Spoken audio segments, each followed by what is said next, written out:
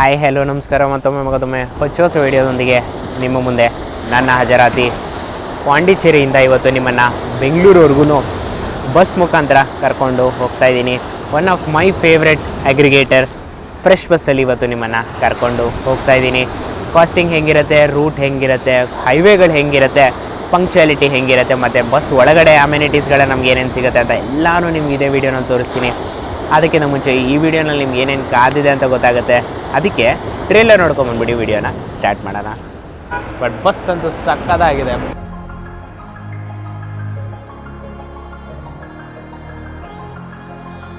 But ಆ design ಅಂತೂ fantastic ಆಗಿದೆ, ಡಿಸೈನ್ ಮಾತ್ರ.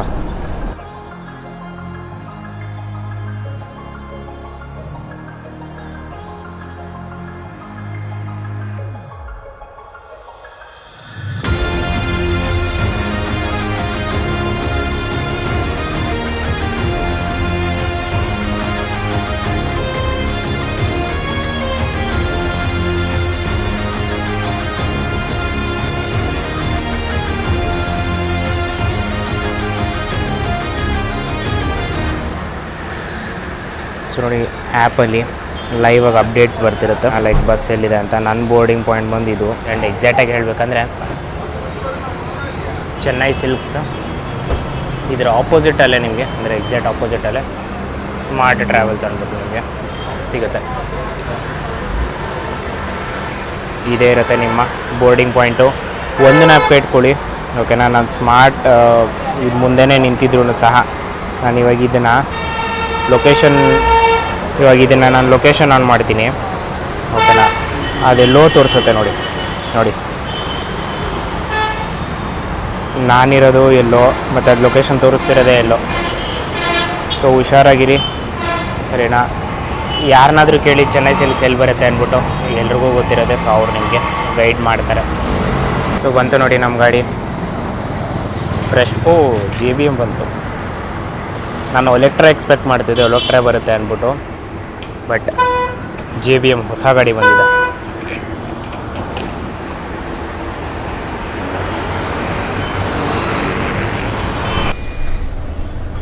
ಹಲೋ ಸರ್, ಫ್ರೆಶ್ ಬಸ್ ಇದೆ sir. Gate hospital gate.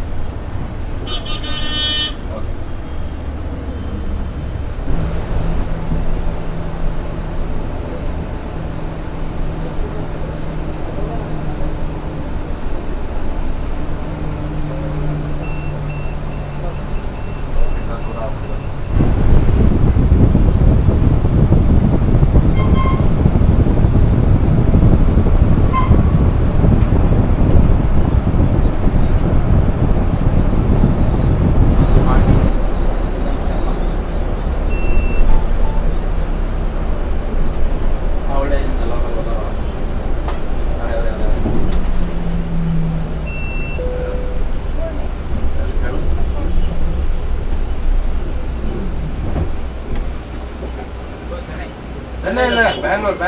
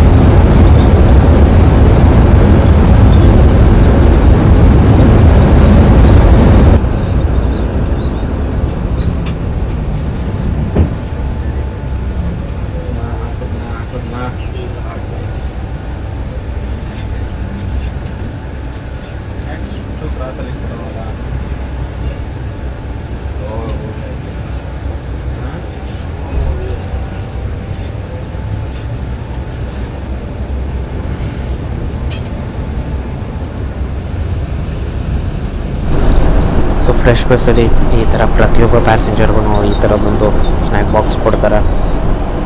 But ಆ ಡಿಸೈನ್ ಅಂತೂ ಫ್ಯಾಂಟಾಸ್ಟಿಕ್ ಆಗಿದೆ. ಡಿಸೈನ್ ಮಾತ್ರ ನೋಡಿ, ಸೇಮ್ ಟು ಸೇಮ್ ಬಸ್ನ ರೆಪ್ಲಿಕೇಟ್ ಮಾಡಿದ್ದಾರೆ. ಮತ್ತು ಅವ್ರದ್ದು ಅಪ್ಕಮಿಂಗ್ ರೂಟ್ಸ್ ಆಗಲಿ ಅಥವಾ ಎಕ್ಸಿಸ್ಟಿಂಗ್ ರೂಟ್ಸ್ ಆಗಲಿ ಎಲ್ಲ ನೀಟಾಗಿ ಇದರಲ್ಲಿ ಮೆನ್ಷನ್ ಆಗಿದೆ.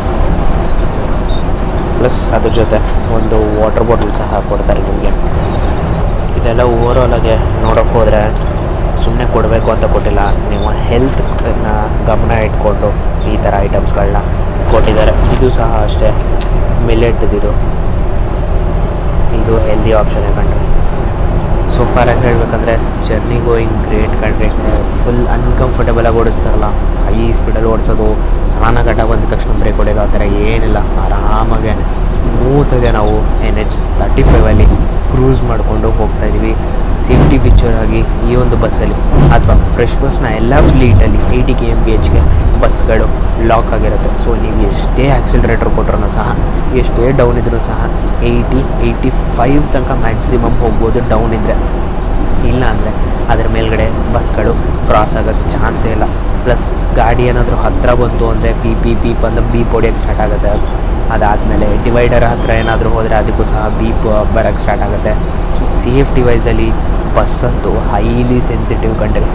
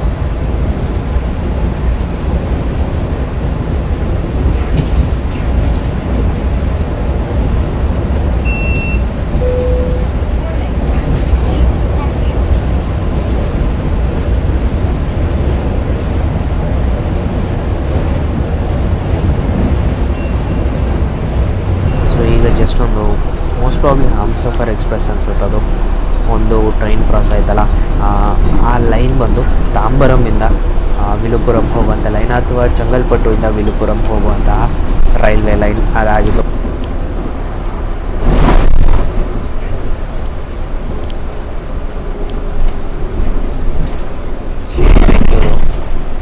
ಲೆಫ್ಟು ದಾಂಡಿವನ್.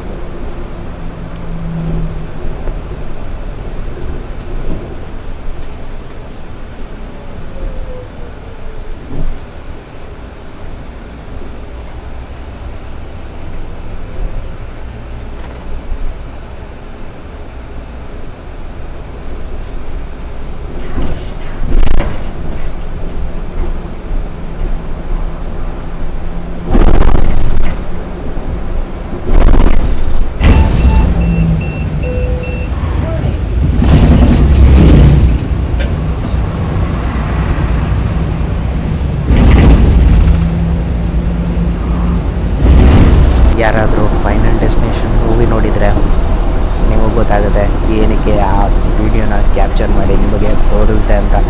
ಇನ್ ಕೇಸ್ ನೀವು ನೋಡಿಲ್ಲ ಅಂದರೆ ಪರವಾಗಿಲ್ಲ, ಯಾರು ಮೂವಿ ನೋಡಿದಿರೋ ಕಮೆಂಟ್ ಬಾಕ್ಸಲ್ಲಿ ಹಾಕೋದು ಮರಿಬೇಡಿ ಏನಕ್ಕೆ ಆ ಒಂದು ಸೀನ್ನ ನಿಮಗೆ ತೋರಿಸ್ದೆ ಅಂತ.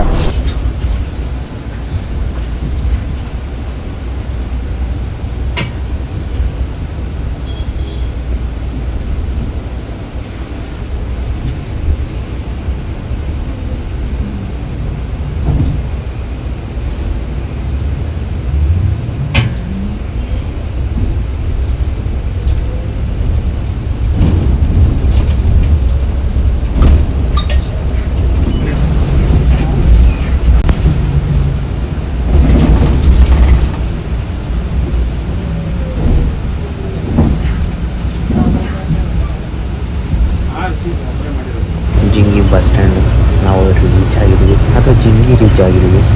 ಪ್ರೊನೌನ್ಸಿಯೇಷನ್ ರಾಂಗ್ ಮಾಡ್ತಿದ್ರೆ ಸಾರಿ ಕಂಡ್ರೆ. ಟೈಮ್ ನೋಡ್ಕೊಳ್ಳಿ 11:40. ಆ್ಯಕ್ಚುಲಾಗಿ ಹೇಳಬೇಕಂದ್ರೆ 11:15 ಬರಬೇಕಾಗಿತ್ತು, 11:40ಕ್ಕೆ ಎಂಟರ್ ಆಗಿದ್ವಿ. 10 ನಿಮಿಷ ಲೇಟ್ ಗಂಟೆ ಅಷ್ಟೇ. ಸೊ ಫೆಂಟ್ಯಾಸ್ಟಿಕ್ಕಾಗಿ ಅಕ್ಯುರಸಿ ಮೇಂಟೈನ್ ಮಾಡಿಕೊಂಡು ನಾವು ಹೊರಡ್ತಾ ಇದ್ದೀವಿ.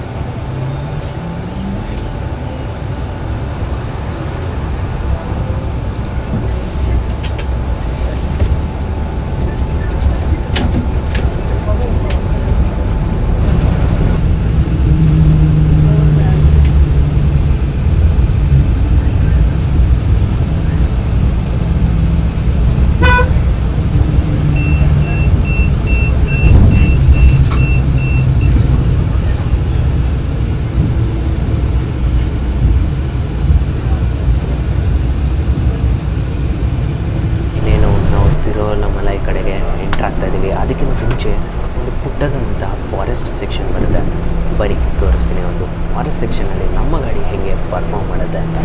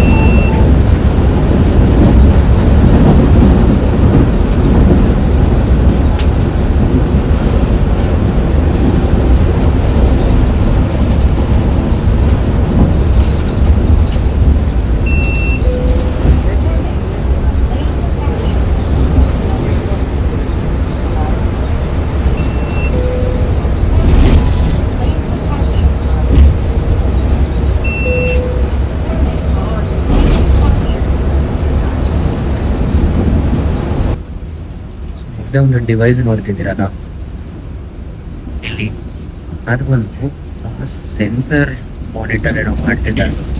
ಈ ಕಡೆ ಒಂದು ಕಾರ್ ಹೋಗ್ತಿದೆ ನೋಡಿ, ವೈಟ್ ಕಾರು ನಮ್ಮ ಲೈನಲ್ಲಿ ಒಂದು ಹೋಗ್ತಿದೆ ನೋಡಿ. ಅದು ಹತ್ರ ಬಂದಿದ ತಕ್ಷಣ ಇಲ್ಲಿ ತೋರಿಸುತ್ತೆ ಎಷ್ಟು ದೂರದಲ್ಲಿದೆ ಅದು ಅಂತ. ಸದ್ಯಕ್ಕೆ ಏನು ತೋರಿಸ್ತಿಲ್ಲ. ಒನ್ಸ್ ಸಫರ್ ಅರೌಂಡ್ 2.5 ಅಂತ ಏನೋ ತೋರಿಸ್ತಿದೆ, ಮೀಟರ್ಸ್ ಏನೋ ಗೊತ್ತಿಲ್ಲ ನನಗೆ ಎಕ್ಸಾಕ್ಟಾಗಿ. ಬಟ್ 2.5 ಇಂದ ಕಮ್ಮಿ ಬರ್ತಿದೆ ಅಲ್ಲಿ, ಅದು ತೋರ್ಸಕ್ಕೆ ಸ್ಟಾರ್ಟ್ ಮಾಡಿ ಬಂತು.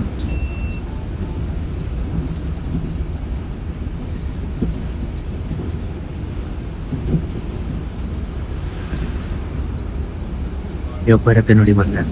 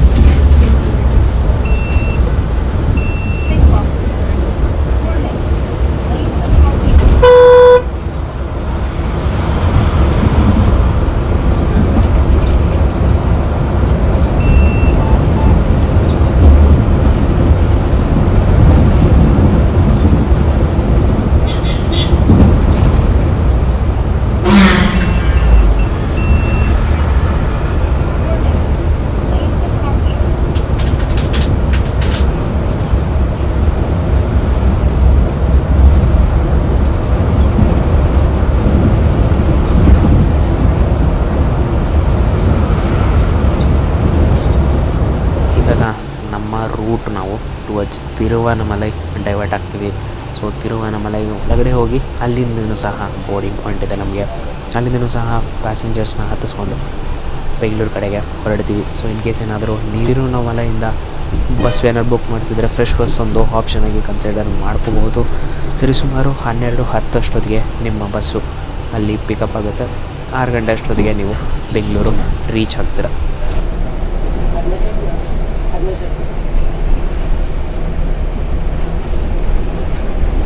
ತಿರುವನಮಲೈಗೆ ಎಂಟ್ರಾಗಿದ್ದೀವಿ. 12:10ಕ್ಕೆ ಬರಬೇಕು. ಸ್ವಲ್ಪ ಟ್ರಾಫಿಕ್ ಇತ್ತು. 12:28ಗೆ ನಾವಿಲ್ಲಿಗೆ ಎಂಟ್ರಾಗಿದ್ದೀವಿ. ಒಳ್ಳೆ ಬೋರ್ಡಿಂಗ್ ಇದೆ. ಕನ್ಫರ್ಮ್ ಮಾಡಿದ್ರು 17 ಸೀಟ್ಸ್ ಏನೋ ಇಲ್ಲಿಂದ ಬುಕ್ 19 ಸೀಟ್ಸ್ ಏನೋ ಇಲ್ಲಿಂದ ಬುಕ್ ಆಗುತ್ತಂತೆ. ಸೊ 19 ಸೀಟ್ಸ್ ಇಲ್ಲಿಂದ ಬುಕ್ ಆಗುತ್ತೆ ಅಂದರೆ ಯೋಚನೆ ಮಾಡಿ ಎಂಥ ಒಳ್ಳೆ ಬೋರ್ಡಿಂಗು ಇಲ್ಲಿಂದ ಆಗುತ್ತೆ ಅಂತ.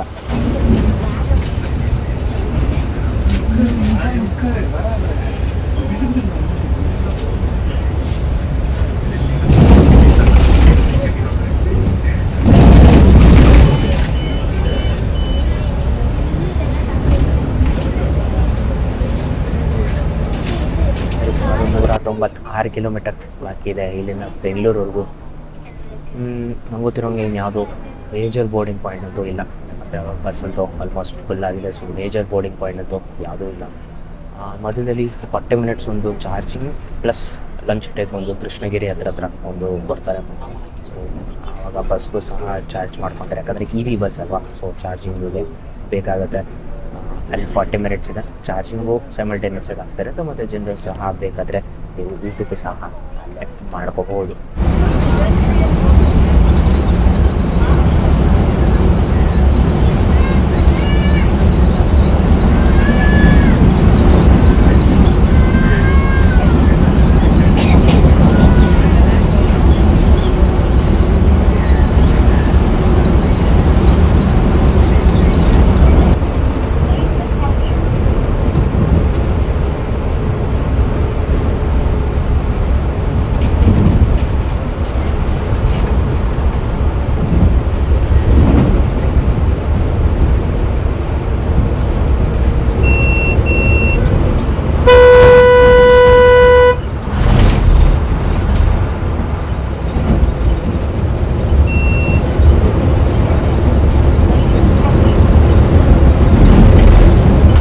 ಸುಮಾರು 2 ಗಂಟೆ ಆಗ್ತಾ ಬರ್ತದೆ ಮಧ್ಯಾಹ್ನ. ಕೃಷ್ಣಗಿರಿಗೆ ಇನ್ನೊಂದು 14 ಕಿಲೋಮೀಟರ್ ಏನೋ ಇದೆ. ಅಲ್ಲಿ ನಮಗೆ ನಾನು ಆವಾಗಲೇ ಹೇಳಿದ್ನಲ್ಲ 40 minutes charging plus lunch break ಇರುತ್ತೆ ಅಂತ. ಸೊ ಅದಕ್ಕೆ ಕೃಷ್ಣಗಿರಿ ಬೈಪಾಸ್ ಹತ್ರ ಸಮವೇರ್ ಏನೋ ಜಾಗ ಬರುತ್ತೆ. ನೋಡ್ಬೇಕು ಯಾವ ಹೋಟ್ಲ್ ಹತ್ರ ನಿಲ್ಲಿಸ್ತಾರೆ ಅಂತ. ನಾನು ನಿಮ್ಗೆ ಅದನ್ನು ಸಹ ಅಪ್ಡೇಟ್ ಮಾಡ್ತಾ ಇರ್ತೀನಿ, ವೀಡಿಯೋನ ನೋಡ್ತೀರಿ. ಪ್ಲಸ್ ಬೆಂಗಳೂರಿಗೆ ಹೇಳ್ಬೇಕಂದ್ರೆ 104 ಕಿಲೋಮೀಟರ್ ದೂರದಲ್ಲಿದ್ದೀವಿ ಬೆಂಗಳೂರಿಗೆ. ಮತ್ತು ಕೃಷ್ಣಗಿರಿಗೆ 14 ಕಿಲೋಮೀಟರ್ ದೂರದಲ್ಲಿ ಇದ್ದೀವಿ. ಆಲ್ಮೋಸ್ಟ್ ಒಂದು 1.5 ಅವರ್ ಅಂತೂ ಸಾಕಾದಾಗ ಚೆನ್ನಾಗಿ ನಿದ್ದೆ ಮಾಡಿದೆ. ಒಂದು ಜುರುಕು ಇಲ್ಲ, ಏನಿಲ್ಲ. ಕಂಟಿನ್ಯೂಸ್ ಆಗಿ 1.5 ಅವರ್ ಆರಾಮಾಗಿ ನಿದ್ದೆ ಮಾಡಿದೆ ಕಂಡ್ರೆ. ಇಲ್ಲಾಂದರೆ ನಾನು ಯೂಶ್ವಲ್ ಬ್ರೇಕಾಗಿ ನಿದ್ದೆ ಮಾಡ್ತಿದ್ದೆ. ಅರ್ಧ ಗಂಟೆ ನಿದ್ದೆ ಮಾಡೋದು, ಮತ್ತು 10 ನಿಮಿಷ ಎದ್ದೇಳೋದು, ಆ ಥರ ಮಾಡ್ತಿದ್ದೆ. ಬಟ್ ಆ ಥರದ್ದು ಏನೂ ಮಾಡಿಲ್ಲ.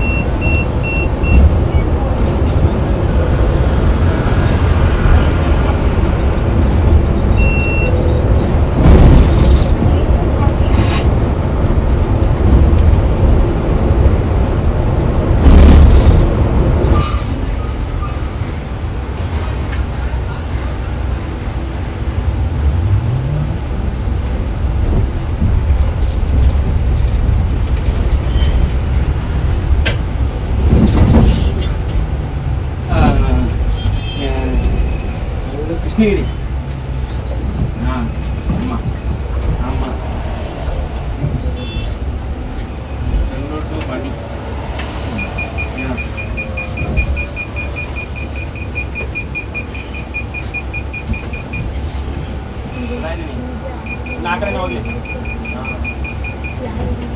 ಎರಡೂವರೆಗೆ ನಮಗೆ ಇಲ್ಲಿ ನಿಲ್ಲಿಸಿದ್ದಾರೆ ಸರವಣ ಭವನ್. ಯಪ್ಪ ಏನು ಹೀಟ್ ಇದೆ ಗೊತ್ತಾ, ಒಳಗಡೆ ಆರಾಮಾಗಿ 22 ಇತ್ತು ಟೆಂಪ್ರೇಚರು, ಹೊರಗಡೆ 33 ಇದೆ ಕಣ್ರಿ. ಸೊ ಇಳ್ದಿದ ತಕ್ಷಣ ಆ ಬರ್ಸ್ಟ್ ಹಿಂಗೆ ಫೀಲ್ ಆಗುತ್ತೆ ಅಂದರೆ ಯಪ್ಪ. ಇಳ್ದು ಒಂದು ನಿಮಿಷ ಕೂಡ ಆಗಿಲ್ಲ ಅಷ್ಟು ಬೇಗ ನನಗೆ ಬೇವರಾಗಿ ಸ್ಟಾರ್ಟ್ ಆಗೋಯ್ತು ನೋಡಿ. ನೀವು ಎಷ್ಟು ಬನ್ನಿ ನೋಡೋಣ ಹೆಂಗಿದೆ ಅಂತ.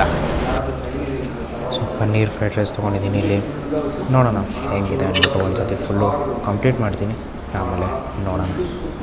ಸೊ ತಿಂದಿದ್ದಾಯಿತು. ಇನ್ನು ಟೇಸ್ಟ್ ಬಗ್ಗೆ ಮಾತಾಡ್ಕೋಬೇಕಂದ್ರೆ ಓಕೇಶ್ ಅಂತಲೇ ಹೇಳ್ಬೋದು, ಮ್ಯಾನೇಜಬಲ್ ಅಂತಲೇ ಹೇಳ್ಬೋದು.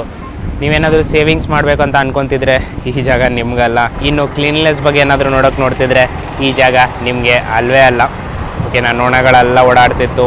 ಥ್ಯಾಂಕ್ಫುಲಿ ಅನ್ನದ ಮೇಲೆಲ್ಲ ಬಂದಿಲ್ಲ, ಬಟ್ ಅಕ್ಕಪಕ್ಕದಲ್ಲಿ ನೊಣಗಳೆಲ್ಲ ಓಡಾಡ್ತಿತ್ತು. ಸರ್ವಿಸ್ ವರ್ಸ್ಟಾಗಿತ್ತು, ಸ್ಟಾಫ್ ಬಿಹೇವಿಯರ್ ಅಂತೂ ಇನ್ನೂ ವರ್ಸ್ಟಾಗಿತ್ತು.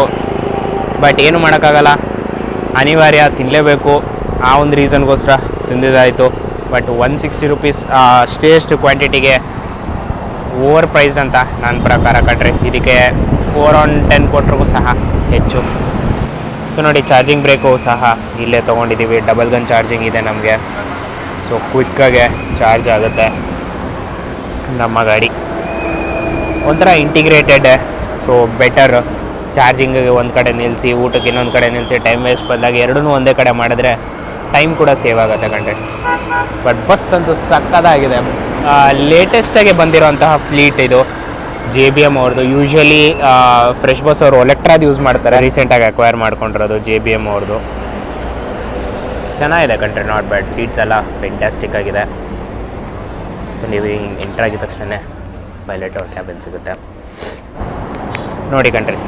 ಇದೇ ನಾನು ಹೇಳೋದು, ಜನರಿಗೆ ಕೊಡೋದು ತಪ್ಪು, ಕೊಡದೇ ಇದ್ದರೆ ನಾವು ಮಾಡಿರೋದು ತಪ್ಪು. ಎಷ್ಟು ಚೆನ್ನಾಗಿ ಸ್ನ್ಯಾಕ್ಸ್ ಬಾಕ್ಸ್ ಕೊಟ್ಟಿದ್ರು, ಎಲ್ಲ ಇಲ್ಲಿ ಬಿಸಾಕಿದ್ದಾರೆ.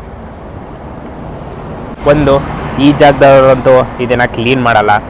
ಇನ್ನೊಂದು, ನಮ್ಮ ಜನರಿಗಂತೂ ಅರ್ಥ ಆಗಲ್ಲ.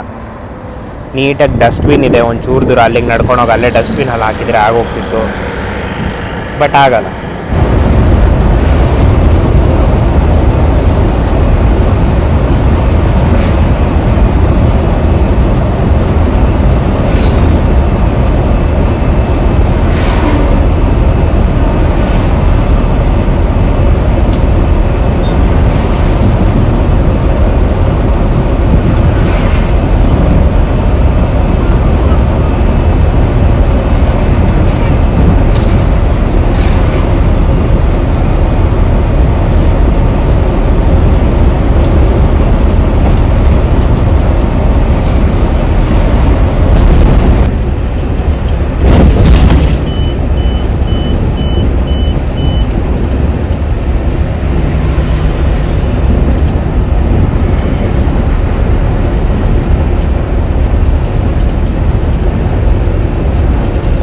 ಇನ್ನೊಂದು ಸ್ವಲ್ಪ ದೂರ ಹೊಸೂರು ಎಂಟ್ರ್ ಆಗ್ತೀವಿ.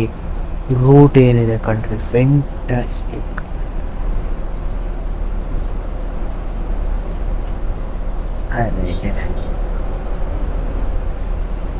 ಯಾವುದೋ ಆಪ್ರೇಟ್ರದು 9600 XLS ಕ್ರಾಸ್ ಆಗ್ತಿತ್ತು, ಅದು ತೋರ್ಸೋಕೋದೆ. ಅದು ಮಧ್ಯದಲ್ಲಿ ಗಾಡಿ ಯಾವುದೋ ಆಟ ಬಂದ್ಬಿಡ್ತು. ಎನಿವೇಸ್, ರೂಟ್ ಅಂತೂ ಏನು ಫೆಂಟಾಸ್ಟಿಕ್ ಆಗಿದೆ ಕಣ್ರಿ. ಒಂದ್ಸತಿ ಅಪ್ ಹತ್ತುತ್ತೆ, ಒಂದ್ಸತಿ ಡೌನ್ ಇಳಿಯುತ್ತೆ. ಆ ಡೌನ್ ಇಳಿಬೇಕಾದ್ರೆ ಆ ವ್ಯೂ ಕಾಣುತ್ತೆ ನೋಡಿ, ಫುಲ್ ಟಾಪಲ್ಲಿ ಇರ್ತೀವಿ ನಾವು. ಆ ಕರ್ವ್ ಆಗ್ತಿರುತ್ತೆ, ಅಕ್ಕಪಕ್ಕದಲ್ಲಿ ಗಿಡ ಮರಗಳಿರುತ್ತೆ.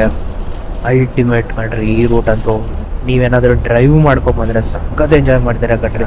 ಪೈಲಟ್ ಅಣ್ಣ ಇವಾಗ ಚೇಂಜ್ ಆದರು, ಒಬ್ರು ಇದ್ರಲ್ಲ ಅವ್ರು ಬಿಟ್ಟು ಇವಾಗ ಇನ್ನೊಬ್ರು ಟೇಕ್ ಓವರ್ ಮಾಡಿದ್ದಾರೆ ನಮ್ಮ ಲಂಚ್ ಬ್ರೇಕ್ ಆದಮೇಲಿಂದ. ಇವರು ಸಹ ಫೆಂಟಾಸ್ಟಿಕ್ ಆಗಿ ಸ್ಮೂತಾಗಿ ಓಡಿಸ್ಕೊಂಡು ಹೋಗ್ತಿದ್ದಾರೆ ಕಣ್ರಿ. ಅವ್ರು ಅಟ್ಲೀಸ್ಟ್ 80 ತನಕ ಟಚ್ ಮಾಡೋರು. ಈ ಅಣ್ಣ ಅಂತೂ ಆಲ್ಮೋಸ್ಟ್ 65-70 ಅಷ್ಟೇ ಟಚ್ ಮಾಡ್ತಿದ್ದಾರೆ. ಬಟ್ ಟೈಮ್ನ ಕೀಪ್ ಅಪ್ ಮಾಡಿಕೊಂಡು ಆಟ ಹೊರಟಿದ್ದೀವಿ.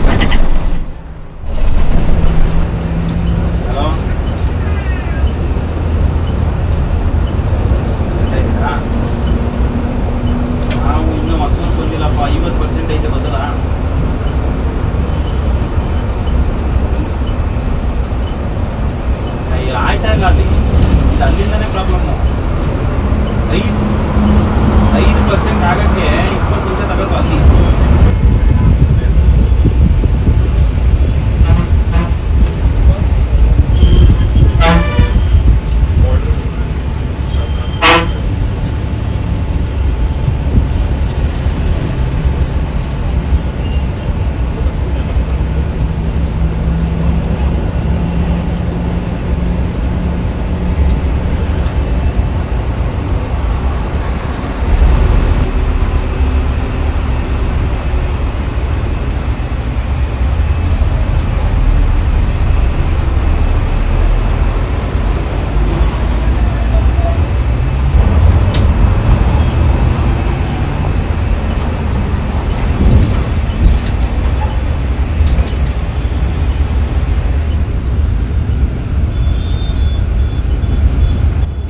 ಹತ್ತಿಬೆಲೆ ಟೋಲ್ ನೋಡಿ 4:55 ಬರಬೇಕು ಸಾಯಂಕಾಲ. 4:35 ನಾವಿಲ್ಲಿ ಎಂಟರ್ ಆಗಿದ್ದೀವಿ ನೋಡಿ. 22 ನಿಮಿಷ ಬಿಫೋರ್ ಟೈಮ್ ಬಂದಿದ್ದೀವಿ ಹತ್ತಿಬೆಲೆ ಟೋಲ್ಗೆ.